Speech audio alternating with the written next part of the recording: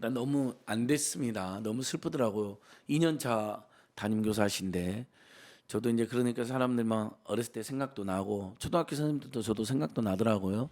정말 뭐 많이 맞기도 했지만 또 따뜻해 주셨던 선생님도 나고 그때는 이제 하도 우리가 초중고등학교 때는 많이 맞고 뭐 네. 촌지 같은 것도 있고 그래가지고 선생님이나 학교에 대해서 부당한 기억을 갖고 있는 사람들이 많죠. 솔직히 저희 또래만 해도 아마 박 기자님 또래까지는 그럴 거예요. 네. 이때까지만 해도 뭐 정말 체벌, 부당한 폭력, 그 다음에 뭐 사실상 작은 뇌물 같은 촌지 같은 게 있었고 그래서 말죽거리 잔혹사라는 영화에 보면 그 권상우가 그 유명한 말 하잖아. 대한민국 학교 다 역 같아, X 같아 하면서 학교를 부시면서 나오는 그 유명한 대사가 있는데 네.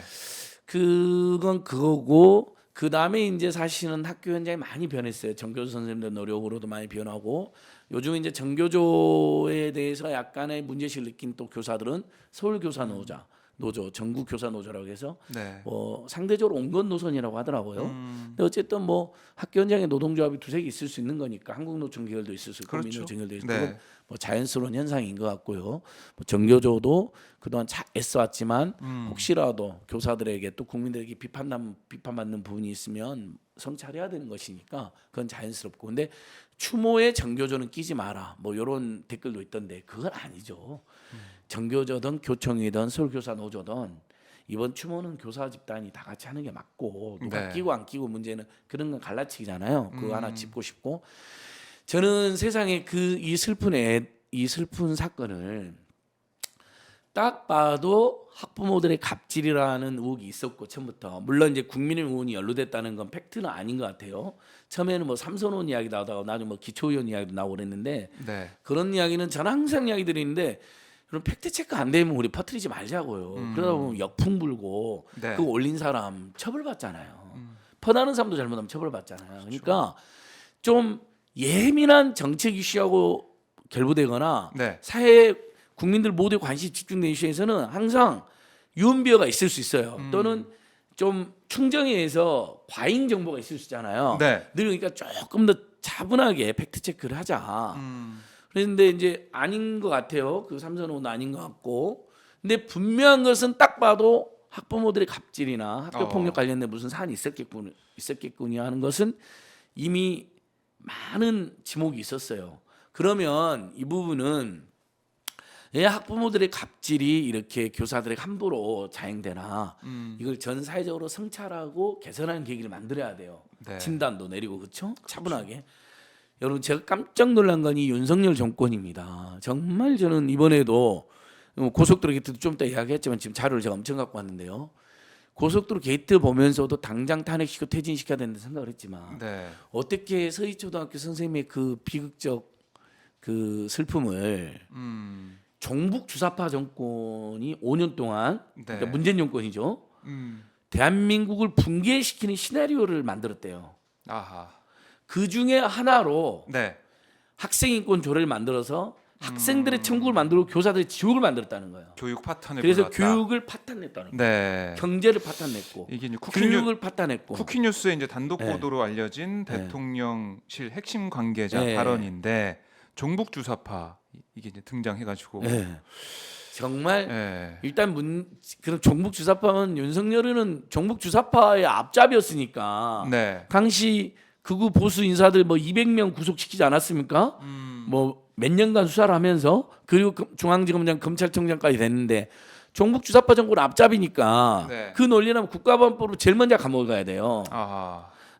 그리고 문재인 정권 종북 주사파 정권이라는 건 팩트도 아니고 아. 옛날에 전대협에서 학생운동하고 통일운동했던 인사 몇 명이 들어갔다고 네. 어떻게 정권이 종북주사파 정권이 되면 그러면 예전에 여러분이 기억하는 전대협이 종북주사파 단체였습니까?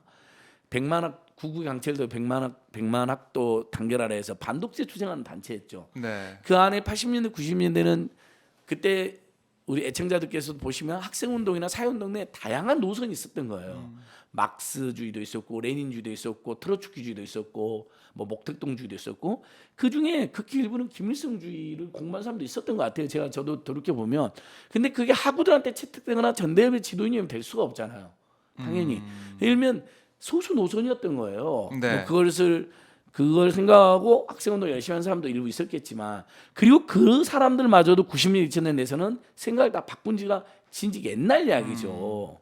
근데 백주대나 이 대명천지 대한민국에서 국민의 투표를 통해서 그다음에 촛불시민혁명이라는 위대한 민주혁명을 통해서 탄생한 물론 문재인 정부에 대해서 실망하시는 분도 굉장히 많기 때문에 정권 교체가 역으로 또 됐겠지만요. 네. 그걸 문재인 정부를 비판할 수는 있지만 또 비판 매섭게 해야죠. 요즘은 같은 범진보 개혁 인사들 중에도 비판하는 분들 꽤 있잖아요. 네.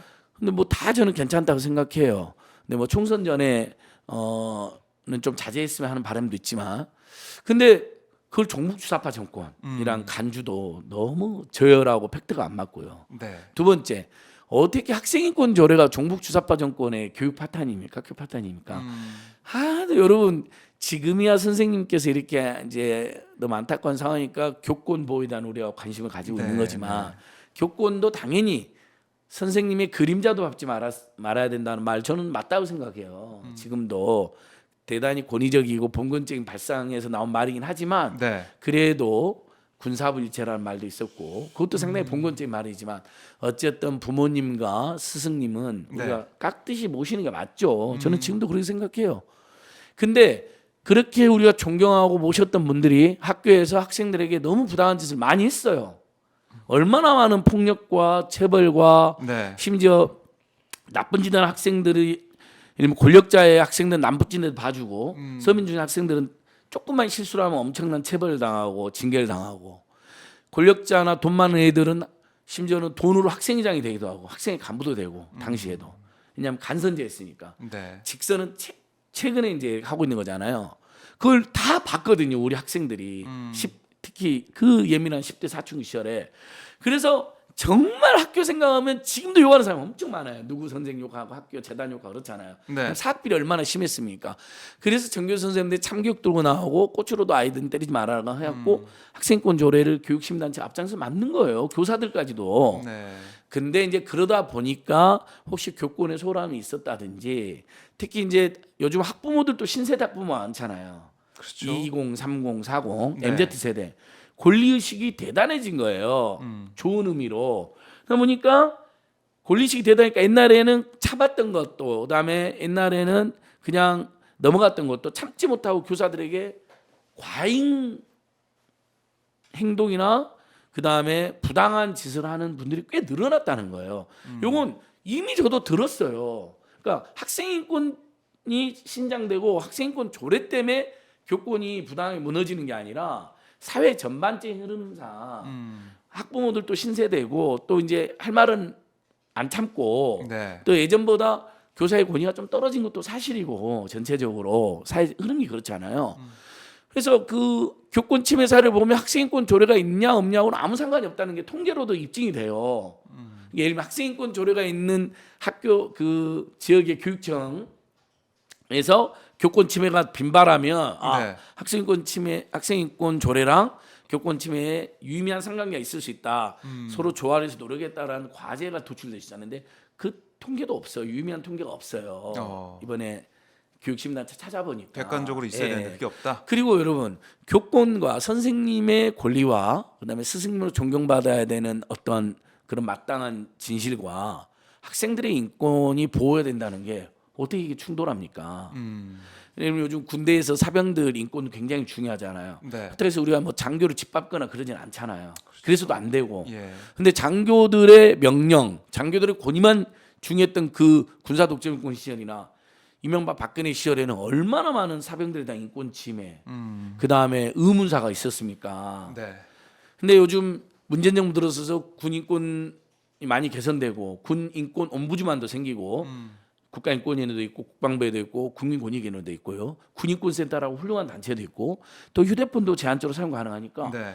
예전보다 확 줄어들잖아요. 아. 이제 요즘은 장교가 부사관을 막 이런 문제가 있었지 사병들에 대한 건 좀 줄어들었잖아요. 최근에는. 네. 물론 이제 해병대에서 최근에 벌어진 수재복구에서 벌어진 그 참사는 정말 이건 100% 도저히 용납할 수 있는 네. 인재입니다.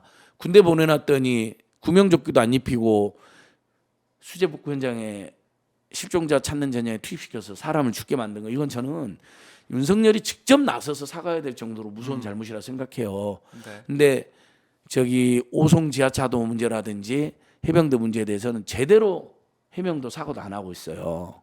막 남한테 막 화내고 그렇죠? 네. 뭐 경찰한테 화를 내고 뭐 막 이러고 있잖아요. 하급 공무원 화를 내고. 그것도 이제 그래서 여러분 이제 정리를 하면 이건 지금까지 밝혀진 팩트도 그렇고 처음에 우리가 짐작했던 대로 일부 돈 많고 빽 있는 학부모들로 추정되는 학부모들의 지나친 갑질과 부당한 개입 네. 이게 원인이 됐을 가능성이 매우 높다 지금까지는. 그렇다면 그 문제만 딱 집어서 그걸 어떻게 개선하고 네. 선생님들의 권리와 선생님들의 행복한 그 무조건. 왜냐하면 선생님들이 행복해야 우리 아이들도 행복할 수 있잖아요. 선생님들이 기분이 안 좋아. 그러면 교실에서 그게 드러나요. 어렸을 때도 우리 그러지 않았어요, 박 기자님. 우리 막 네. 저 선생님 오늘 기분 안 좋은 것 같다. 엄청 신경질적이다. 그래서 우리 그런 소문도 나요. 알고 봤더니 집안에 뭐 일이 있었다더라. 이제 거기서 그런 소문이 나는 경우도 있잖아요. 네. 네. 선생님들이 행복하고 우리 아이들도 행복하죠. 선생님이 건강하고 우리 아이들도 건강한 그렇죠. 것이고. 네. 그러니까 그런 문제를 어떻게 근절할 것인가. 학부모들의 갑질을 특히 권력 있고 빽 있는 사람들의 갑질을 돈 있는 사람들의 갑질한 부당한 언동을 네. 여기에 초점을 맞춰야지. 문재인 정권 5년 때문에. 근데 벌써 지금 국민의힘 패널들은요 나가서 다 학생인권 조례 탓을 해요. 진보 교육감 탓을 해요. 이게 참- 장해찬도 그랬다면서요. 네. 장해찬 씨도. 제발 좀 선무당이 사람 잡는다고 그런 식으로 국정 운영하지 맙시다.